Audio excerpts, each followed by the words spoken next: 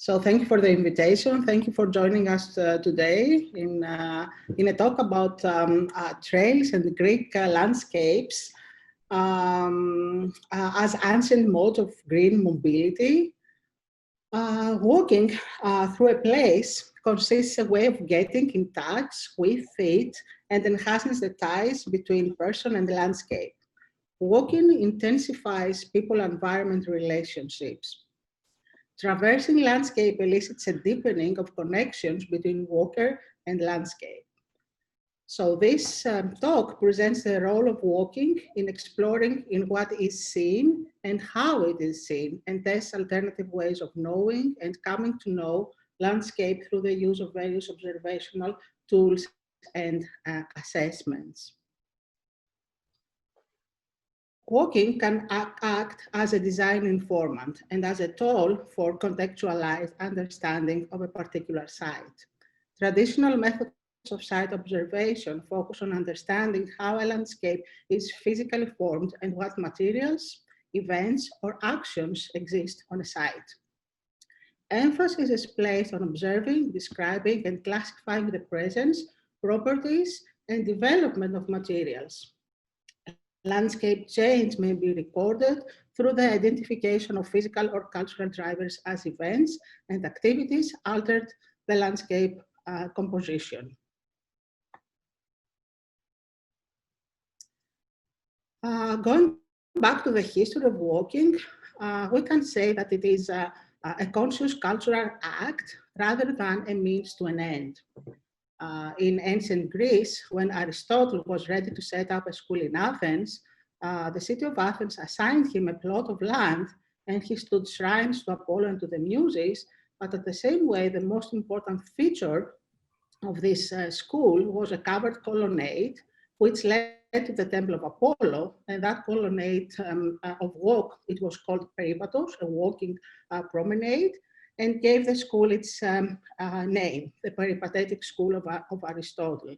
So it seems that it was here, at least at the beginning, that the pupils, the students, they were assembled, and the tutors, the teachers, they gave their lectures.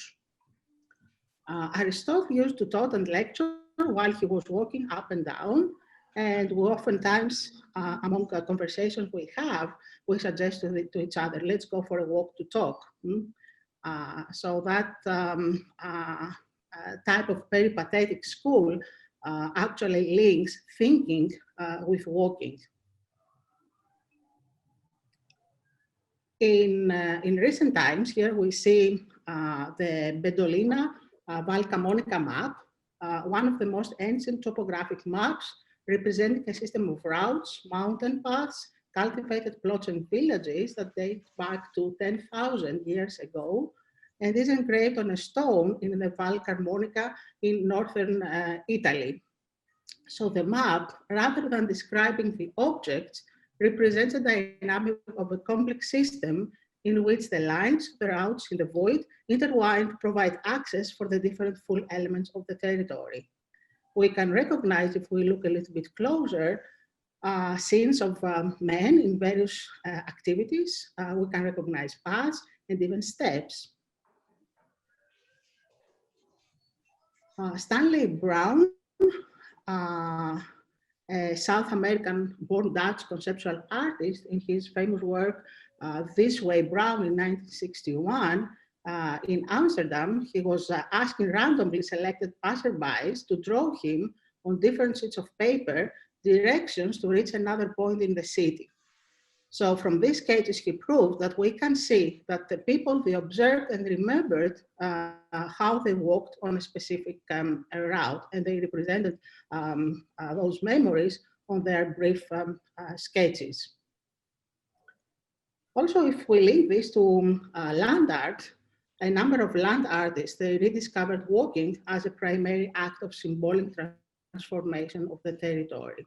An action that is not a physical transformation of the territory, but a crossing of it that does not need to leave permanent traces, that acts only superficially on the world, but can achieve proportions even greater than those of the typical works of earthworks. So here, as we see, Christo and Jean-Claude in 1971 in Boston, they presented their project wrapped walkway.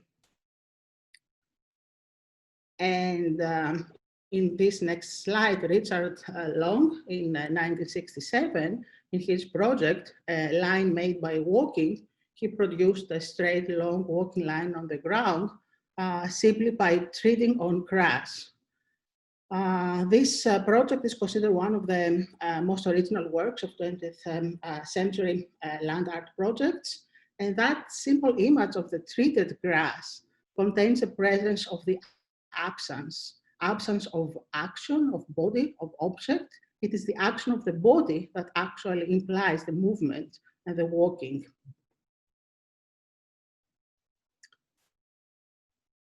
In our profession, in landscape architecture, we spend a lot of time in defining the movement within a design project to see how people walk within a landscape, a small or bigger type of a project.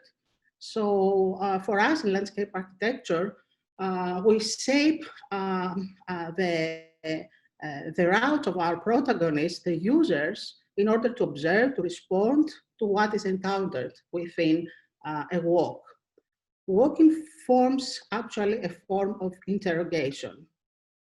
Walking intensifies people-environment relationships.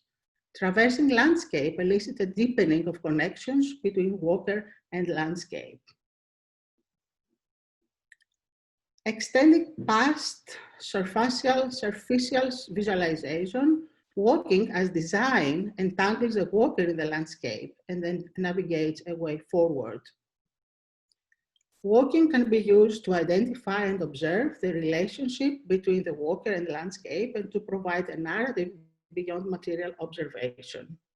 Landscape is more than physical, more than a collection of things seen. It is physical and cultural, material and articulated, and can be seen both objectively and subjectively. Walking changes perspectives, both literally. Walker dwells in a place. Built on tangible experience and contact with ground, landscape becomes known in immersive and complex ways. Walk records are image-rich, design-generated explorations that provide a forum where the seemingly immutable known landscape is able to be interrogated and translated into a new understanding. Designing becomes part of the walking and questions further what is seen, what might be seen, and what might become known through visualizing the walk. Each walk reveals new things, changes in a place, across a season, over a day, and in a minute. Trails are valuable cultural landscapes. By the term cultural landscape, we refer to a new way of perceiving the landscape, including unseen elements which relate to the life of the residents of this place, such as tradition, history, important events, or any other linked with culture. The culture is an added layer above the physical place, and both constitute the landscape. In this sense, the landscape becomes a martyr as well as a container of the activities that have taken place on an area. Trails as cultural places are a reference for the collective memory of a group when the group claims that something important for it has taken place on the site. Hence, the landscape is strongly linked with stories of the site, stories that stand for memories of its people. Therefore, a landscape narrative serves as a link of the site, gives the possibility to anchor the memories and the stories of the sites. The way the visitor moves in a landscape, the paths and routes one follows, they shape stories, and stories are shaped during the course of the walk. Walking is a commemorative practice, a way or a means of living and of living the landscape, a catalytic agent of memory. The act of walking makes us see the world differently. Michael Desserteau, in his book, he identifies walking as a spatial practice that transforms the order and stability of place into space. The sense of a landscape is affected by the way the body interacts with the ground through walking. The landscape is narrated through walking. Walking narratives are composed through the connections and disconnections of the walking body with the surroundings, creating a narrative landscape of absences and presences. The movement in the landscape has an abstract drawing on the symbolic meanings associated with descent into the earth or ascent towards the sky. The path is designed as a journey to a space of commemoration. The trails as green mobility components, they work creatively in the search for an aesthetic experience. This experience is highly affected by the symbolism through which the walker interprets the environment which surrounds him. In this sense, symbols recognized should be used in order for the stories to be easily communicated. The movement can be the promenade, the peripatetic walk. It can be either physical, in means of physical transfer of the human body and of the sight of the glance, or spiritual in the means of the transfer of the human mind in other times. Alda Correa, in her book, also argues that the representation of the world around us, considering the narration one, cannot be cut out from its spatial context. Thus, it is needed for the stories to return and anchor to their spatial context, and the elements of the landscape need to be highlighted. Moreover, for Nigel Coates, the founder of NATO, Narration Architecture Today,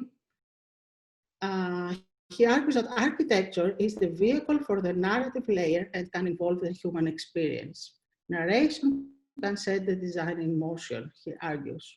Designing with the narration as a tool denotes accessibility and the way of working that sets out to incorporate human nature into its method.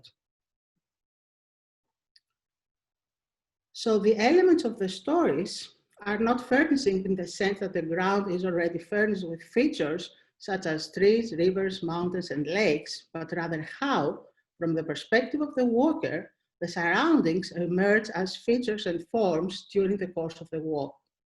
The landscape takes on different shapes and forms according to movement and perspective.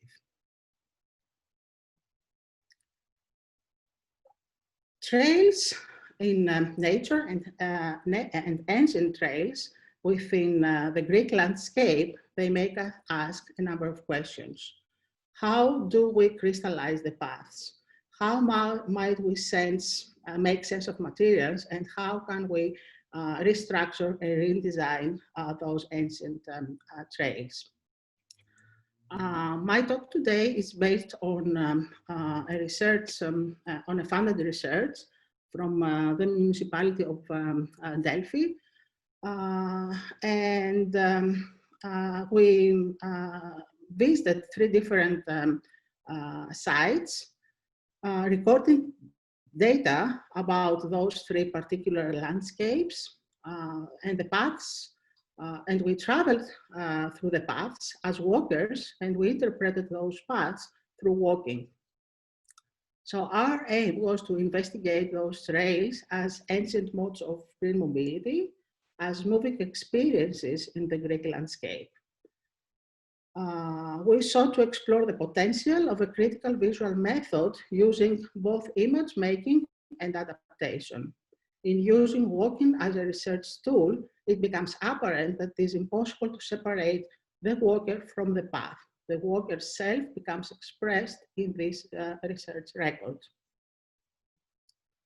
So in phase 1, we actually, prior to walking through the routes, through the trails, we gathered all the existing maps, accounts, and records, and we were very well informed of the sites.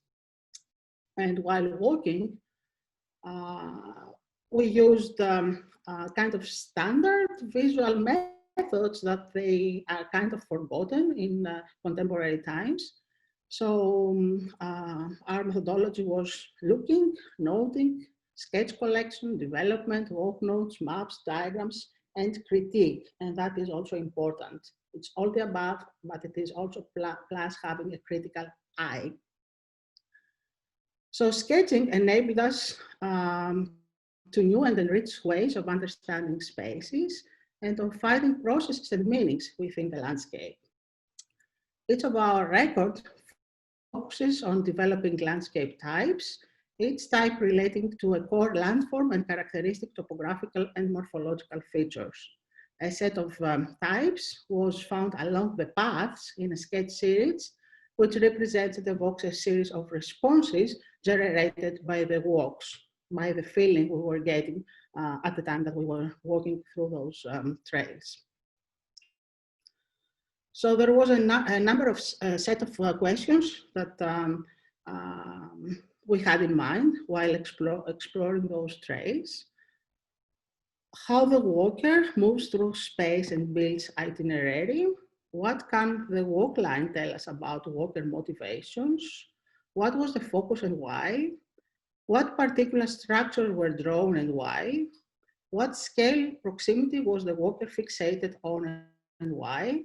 What materials were important? What sketches were drawn and when? And that was a question that we asked ourselves after we returned to the office, and we were relating what types of sketches we drew actually at the time that we were there. What events can be identified and how they correlate with the walk notes. How reactions might have changed if another route was taken or a different scale was adopted. So we explored 3 different trails.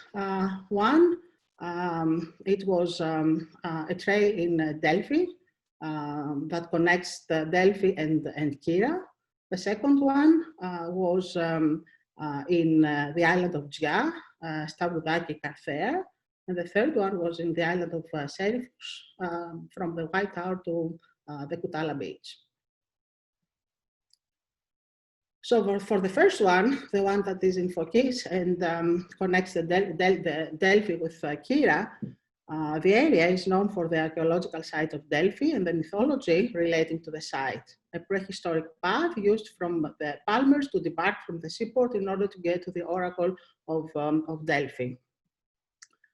Through walking and sketching, we actually explored the links of the paths, natural elements, and the known myths of the area. And for this area, there are tons of myths that someone really needs to know and understand in order to fully appreciate the natural beauty of the trail. So through a series of sketches, we were exploring material palettes, material properties, spatial qualities, landmarks, vegetation, boundaries, structures, surfaces, morphological features. So we really sketched a lot to get and to understand the spirit of the place and to getting to know through drawing the trail. So here you see a number of sketches and drawings, and at the end, we created a table that summarizes the key features that they were identified during the field work, during the active walking. And these were briefly outlined, and we also at the same time, we were reflecting upon how those findings they could best serve us in order to redesign this trail. So our next exploration was in the island of Dia. The island of Gia is famous for its natural beauty, and we explored an ancient trail that leads us to Carthea Beach with a very important archaeological site.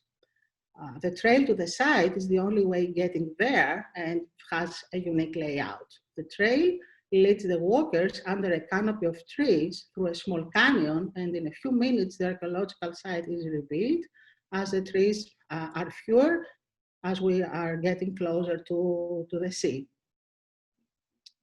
So once again, our walk had a lot of stops, a lot of observations through a series of sketches, as these ones that you see here. You see here the canopy of the trees leading us to the archaeological site, and how at the end, when we actually reached the archaeological site, it was a great surprise that the sea was next to that place. So through a series of sketches, we explored that trail, the paths, the materials, the space, the properties, the spatial qualities, the structures, the morphological features, the canyon again. It was a real beauty. And this is the archaeological site when you reach at the end, where you are so close to looking at the sea. And then once again, we tied in our sketches and notes and findings into a matrix, into a table that connects us and gives us some hints that we thought they might be very informative and guide us to design and respond as better as we could in redefining this ancient trail. Our next stop was in the island of Selfos. The White Tower Kutalas trail. This is a historical trail on the island of Selfos on the tracks of the mining activity of the past on the beginning of the 19th century. As you see, it's very different from the previous two that we have been looking at. So this is a site. So this is a site of industrial heritage. Excavation residues are abundant within this landscape, such as mining galleries, holes in the earth, hills made by the excavation, rusty trolleys, and machineries. So once again, a series of sketches and an exploration with diagrams and various stops where we sketch in plan and in section the most important places, items, perspectives, materials, spaces, layouts, and I think that we worked collaboratively on deciding where to stop and what to sketch. And that was an approach that we discussed and we all agreed. Another approach would be if we were more people engaged in this project, maybe a good idea would be to split and see how different teams would approach, and that would be also, I think, an added layer of information that would really be very, very important. So once again, we used some sketches and then some collages in the office for the sections, such as this one, that they were a product from the drawings, and we used the collages, and we in sections we wanted to see the scale of the place. So once again, in the end, we ended with this table where we had all those elements combined, and it's always helpful, I think, to come up with a matrix, with a table where you have the various items, and that helps you out to help you to structure out your thoughts and your important information, and how that information can be translated into a design concept.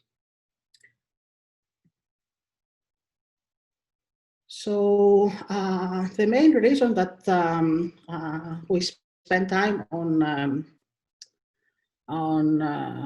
researching and exploring those ancient trails was a need to create a path map and to restore and establish cultural walking trails and suggest possible a new walk line and conceptual typologies in the Greek landscape. And I think this is not, this is a very valid idea, and this is an idea that a lot of other countries, they supported. And so there were in Europe, but I think also in America, a number of colleagues, they actually researched that type of walking systems of ancient routes of cultural landscapes, and how we can create a big map of cultural trails that maybe by just walking, we can explore all different cultures. So those cultural trails are also major tourist attractions, and yes, that is good, but they are a lot more than that. Those trails are catalysts for people to engage in landscape restoration projects along their routes. So after this investigation, the question was, okay, we gathered all that information. So if we are to restore and establish those cultural walking trails, how can we go with this? Do we have any design tools?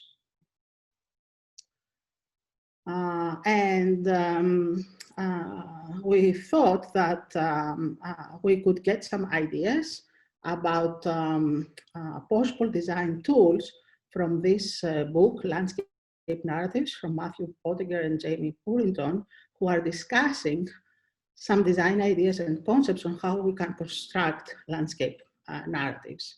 And they give us a series of techniques: naming, sequencing, revealing and concealing, gathering and opening. And I will just go through those so you can see how those techniques, they can be employed to redesign ancient trails. And not only ancient trails, but also they can provide you some useful tool if you want to bring in narrative within your landscapes. So one technique is naming. So this is the simplest way stories are anchored to places. The names, including toponymy, they may evoke their own versions of narrative, of topos, with references to other mythologies, histories, leisure activities, and literature. Names as principal strategies for encoding narrative. Names are social practices that attempt to fix identity within a system of values. Names are chosen to imply a range of discourses, including individualism, nationalism, locality, race, gender. Status often corresponds with the size and location of the elements or place. For example, mountains become presidents, etc.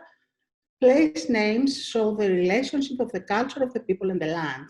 Also, names can be the elements that witness the story of a place, even when this place does not have any more the initial characteristics of the story. So the next design concept discussed is sequencing. As in the language, a sentence has a sequence, and one word goes after the other. So for a story, for a narrative, an event follows another event. So in the same way, the practice of narrative sequencing is for the landscape, one element after another. In the book, Potteiger supports the existence of an opening and an ending. And those, I think, they are quite important. And if you think back in your studio work, we always discuss about entrances and exits. So it's a similar concept to this one. Opening creates a mood and frame that scenes that are about to follow the plot, and endings, they define the meaning of past events. In between, plots are the elements that give substance to events. The sequencing can be whichever, as each way conveys a different meaning. Film is a medium that is very close to landscape design for the possible meaning when structuring and plot. So in the book, there is a connection between landscape architecture and film design, and they have some terms that they are film terms, and the authors think that they can be applied also landscape architecture, such as jump cut, that can be a farm, for example, that reveals in a strongly city area. Flashback, that can be how the visitor imagines what happened in historical places.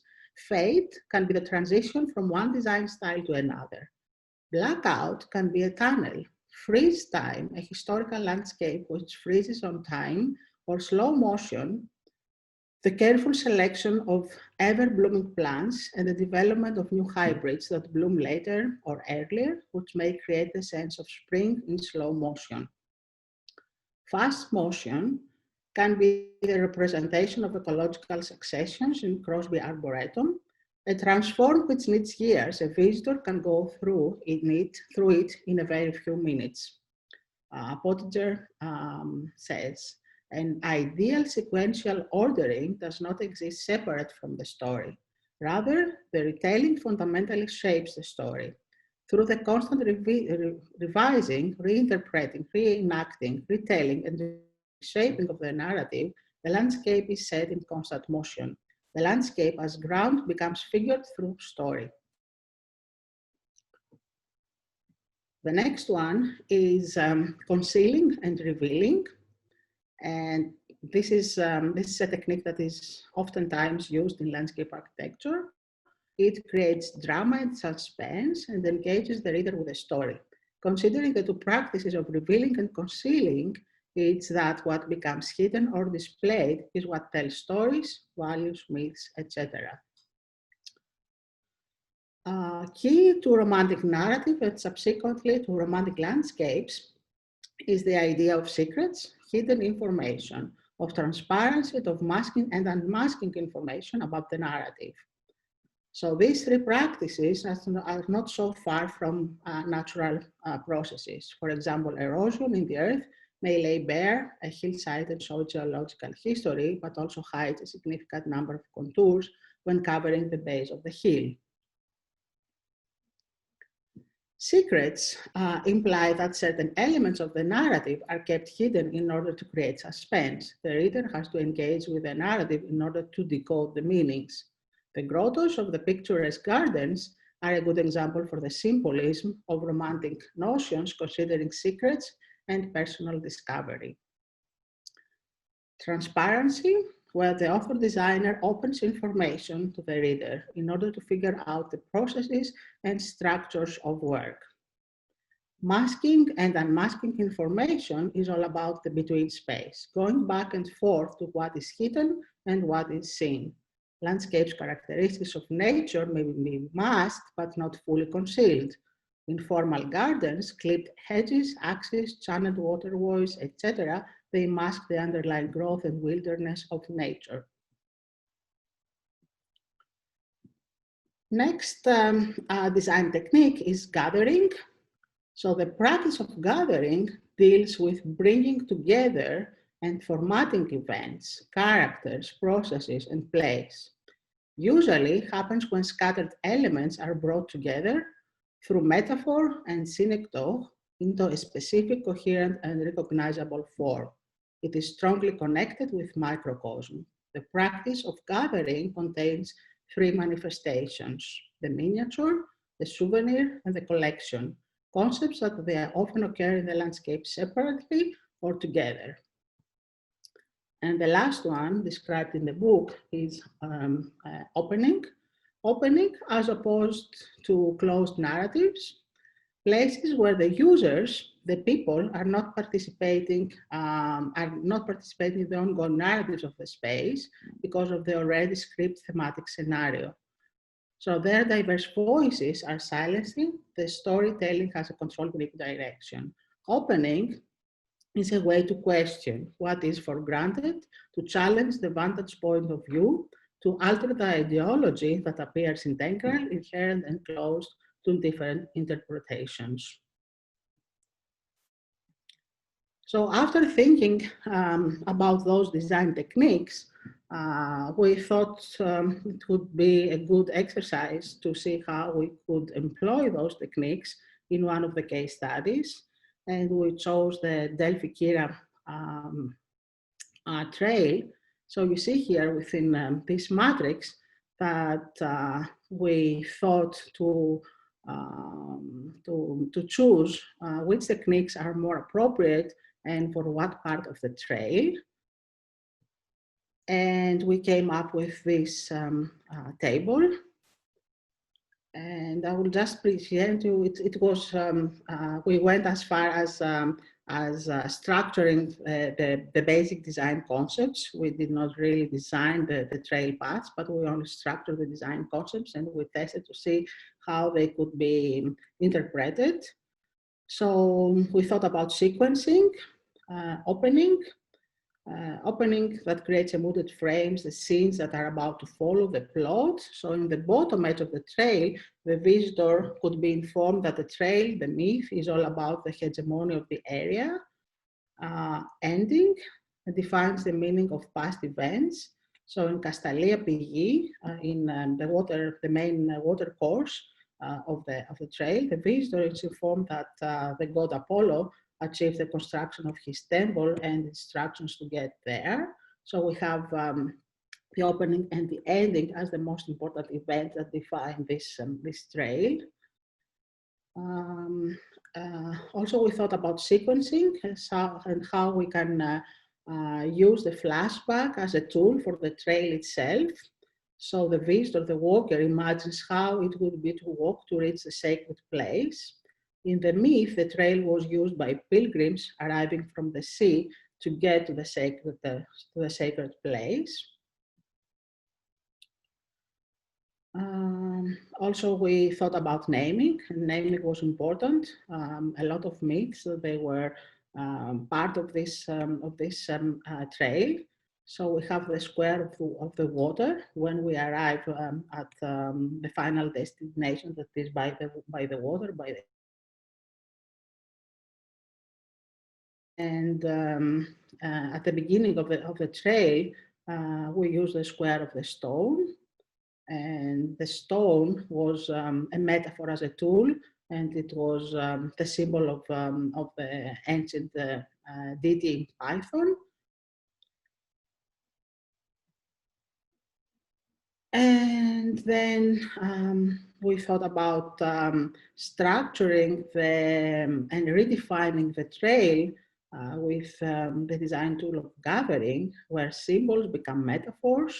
Microcosm is our tool. Symbols for engraving forms. We studied the existing physical forms, and we wanted to find some very subtle, natural ways to apply those on the trail. So you are just see some sketches that we proposed. It's not actually, it's a very sensitive subject. So we thought about going as subtle as we could, but at the same time, bringing in symbolism and bringing in all those metaphors for someone while walking to explore this ancient trail to engage not only the body, but also the mind and the soul and the memory. So you just see here some very not mature, very at the very early stage ideas and how the myths could be connected with those places that we identified throughout the trail. And those sketches are for bringing in the existing and rearranging the existing stones in a way that we can retell the story. We can reinterpret the stones in order to remind the walkers the myths of the area and the battles that they were a very constant theme within this area at this time. And so the myth is repeated through different arrangements and different juxtapositions of the natural site. So I think I made it on time. Yeah, I think you're just right on time. We have a little bit of time for questions too, if anybody has any. Yep. So thank you. Yeah. Any questions? Maybe I can leave it. Where should I leave it? That's good. I think that's yeah. That's overlooking from Delphi down to my hometown. I have my summer house. Someplace right there. Someplace right there. We definitely don't have that kind of view in Fargo.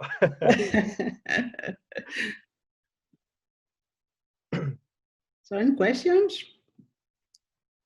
I think trails are very important, and I just presented one way to think about trails. There might be various ways of thinking about how to redesign the trails, but I also think that I have read actually that at the University of Pennsylvania, where I was a graduate a long time ago, not that long, but quite long.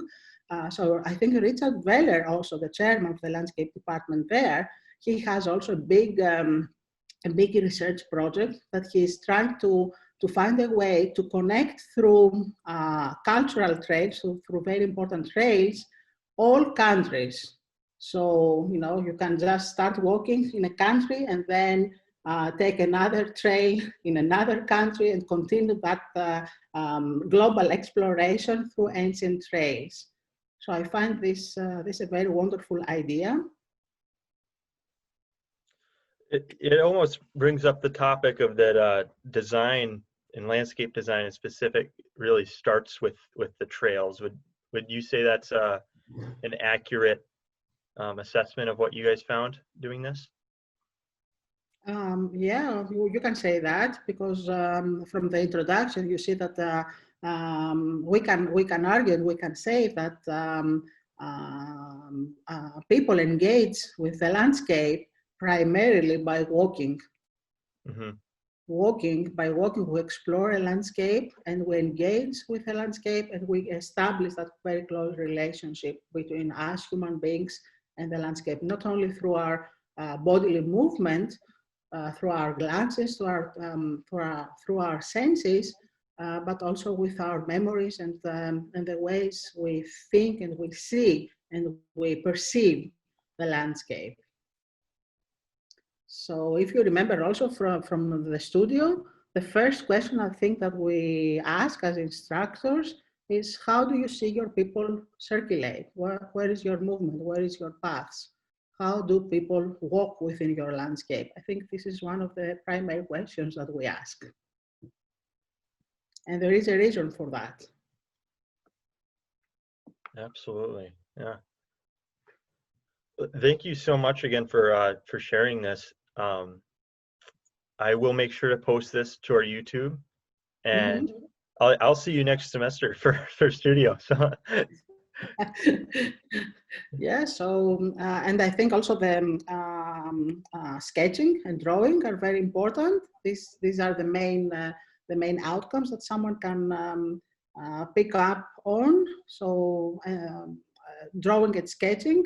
Not only taking pictures or through a video, but taking the time to sit and observe and sketch. This is very crucial. And also find some design techniques in order to apply findings. And I think this book that I picked up on the design tools, it's a wonderful source that you might read, and you might get some ideas on how to create narrative within your landscapes. Yeah, I'll be sure to provide the name and author of that book in the email that I send out with the recording, so people have that resource. Mm-hmm. All right. Well, thanks again. Have an awesome week, and yeah, we'll see you around. Yeah, thank you all. Appreciate your invitation and see you all in the studio. Thank you.